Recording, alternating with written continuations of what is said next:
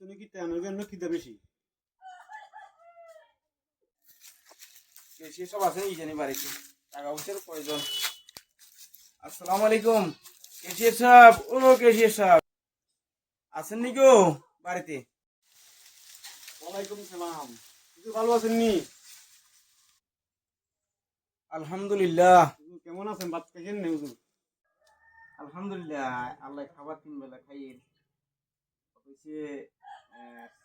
Cashier সাহেব ওই বাড়ির কি আরো লাগবে ওই মাসের বেতন দিবেন না? খুশিতে মারি দিলি।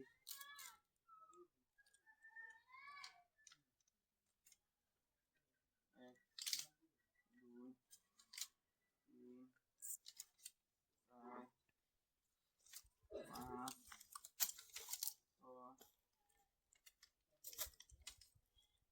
6 7 8 9 10 11 12 13 হাত দিচ্ছেন না? এবং সে 7,000 টিয়া যে মাসে একজন ইমাম সাহেবের দিলে ইমাম সাহেব কেন চলে কত টিয়া খরচ আনবো একটু বাড়াই দিবেন না সামনে মাসে কি? তুমি কি তেমন জন্য খিদে বেশি?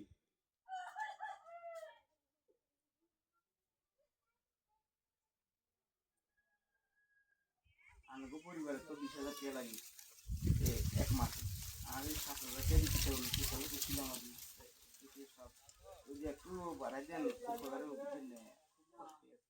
সাহেবের বড় 7,000 টাকার বরকত আছে।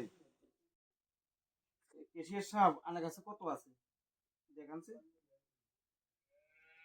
কত আছে মানে এগুলো লোন? হ্যাঁ মানে এগুলো লোন আপাতত আর সাহেব কত আছে কেন একগুণ 1 2 3 4 5 6 7 8 9 10 11 12 13 14 15 16 17 18 19 20 21 22 23 24 25 26 27 28 29 30 31 32 33 34 35 36 18,000 আছে বুঝছেন না? 18,000 আছে এগুলো লোন বুঝছেন না?